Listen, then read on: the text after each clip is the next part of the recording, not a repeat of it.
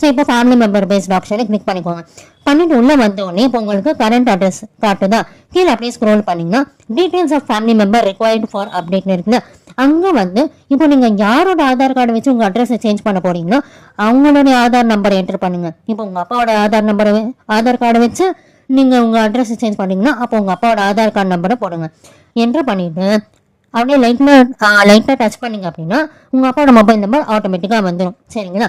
அப்படியே கீழே வந்து select family members relation with அப்ளிகன்ட்னு இருக்கும். அவங்க வந்து இப்போ நீங்கள் உங்கள் அப்பாவோட ஆதார் கார்டு வச்சு பண்ணீங்கன்னா ஃபாதர்னு கொடுத்துக்கோங்க, உங்கள் அம்மாவோட ஆதார் கார்டு வச்சு கொடுக்குறீங்கன்னா மதர்னு கொடுத்துக்கோங்க. சரிங்களா?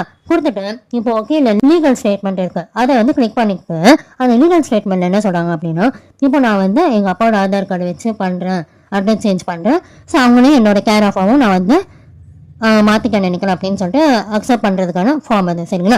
அதை அக்செப்ட்னு கொடுத்துட்டு அப்படியே கீழே வந்து நெக்ஸ்ட்ன்ற ஆப்ஷன் இருக்குது பார்த்தீங்களா, அந்த நெக்ஸ்ட்ன்றதை கிளிக் பண்ணிக்கோங்க. கிளிக் பண்ண உடனே இப்போ நெக்ஸ்ட் உங்களுக்கு ஒரு பேஜ் ஓப்பன் ஆகுது பார்த்தீங்களா, அதுதான் வந்து பேமெண்ட் பேஜ். அங்கே வந்து 2 ஆப்ஷன் இருக்குது உங்களுக்கு. ஒன்று வந்து ரசோர் பே, இன்னொன்று வந்து பே யூபிஸ்னு.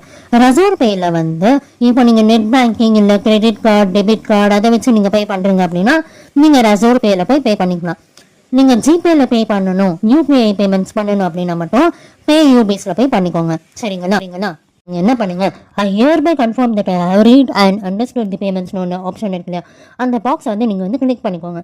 கிளிக் பண்ணிவிட்டு பே யூபிஸ்னு சொல்லிட்டு ஒரு ஆப்ஷன் இருக்கு இல்லையா, அதை கிளிக் பண்ணிங்கன்னா மட்டும்தான் உங்களால் ஜிபே யூஸ் பண்ணி பே பண்ண முடியும் மணி. சரிங்களா? அதை கிளிக் பண்ணிவிட்டு கீழே அப்படியே மேக் பேமெண்ட் அப்படின்னு சொல்லிட்டு கிளிக் பண்ணிங்க அப்படின்னா இப்போ உங்களுக்கு ஒரு பேஜ் ஓப்பன் ஆகும். அங்கே என்னென்ன ஆப்ஷன்ஸ்லாம் கொடுத்துருக்காங்க பாருங்கள். பேமெண்ட் ஆப்ஷன்ஸ்லாம் நெட் பேங்கிங், கார்ட்ஸ், வேலெட், யூபிஐன்னு சொல்லிட்டு கொடுத்துருக்காங்க. இப்போ நீங்கள் யூபிஐ யூஸ் பண்ணுறீங்கன்னா யூபிஐன்னு கிளிக் பண்ணிட்டீங்க அப்படின்னா உங்களுக்கு லிஸ்ட் ஆஃப் த பேமெண்ட்ஸ்லாம் ஷோ ஆகும். கூகுள் பே, யூபிஐ, ஃபோன்பே எல்லாமே காட்டும். இப்போ நீங்கள் என்ன பண்ணுங்கள், ஜிபே அப்படின்னு சொல்லிட்டு கிளிக் பண்ண உடனே டேரெக்டாக உங்களுக்கு ஜிபேக்குள்ளே போயிடும். அங்கே அமௌண்ட்டும் அதுவே வந்து ஆட்டோமேட்டிக்காக என்டர் ஆகிக்கும். ஜஸ்ட் நீங்கள் யூபிஐ பின் என்டர் பண்ணிவிட்டு பேமெண்ட் ப்ராசஸ்லாம் முடிச்சு உங்களை டேரெக்டாக திரும்ப ஆதார் வெப்சைட்டில் உங்களை டேரெக்டாக எடுத்துகிட்டு வந்துடும். நீங்கள் அது வரைக்கும் எதுவுமே பண்ணாதீங்க. ஜஸ்ட் அந்த பேமெண்ட் முடிஞ்சு திரும்ப ஆதார் வெப்சைட்குள்ளே வர வரைக்கும் நீங்கள் வெயிட் பண்ணுங்கள். அப்போ தான் உங்களுக்கு வந்து அக்னாலேஜ்மெண்ட் நம்பர் வந்து கிடைக்கும். அப்போ தான் நீங்கள் அந்த பிடிஎஃபை டவுன்லோட் பண்ண முடியும். சரியா? இல்லைனா நீங்கள் பே பண்ண அமௌண்ட் வேஸ்ட்டாக போயிடும். ஸோ அதனால் பொறுமையாக வெயிட் பண்ணுங்க. இப்போ பேமெண்ட் சக்ஸஸ் ஆனதுன்னு உங்களுக்கு ஒரு பேஜ் எடுத்து பார்த்தீங்கன்னா ட்ரான்சாக்ஷன் ஸ்டேட்டஸ், டேட் அண்ட் டைம்னு சொல்லிட்டு அது கீழேயே டவுன்லோட் அக்னாலேஜ்மெண்ட் ஒன்று இருக்குல்ல, அதை டச் பண்ணி நீங்கள் அக்னாலேஜ்மெண்ட்டை டவுன்லோட் பண்ணிக்கோங்க. சரிங்களா? இப்போது இதோட உங்கள் ப்ராசஸ் முடிய போகிறது இல்லை. இதுக்கு நேரம் நீங்கள் பண்ணது எல்லாமே உங்களோட ஆதார் நம்பர் வச்சு தான் நீங்கள் ப்ராசஸ் பண்ணியிருக்கீங்க.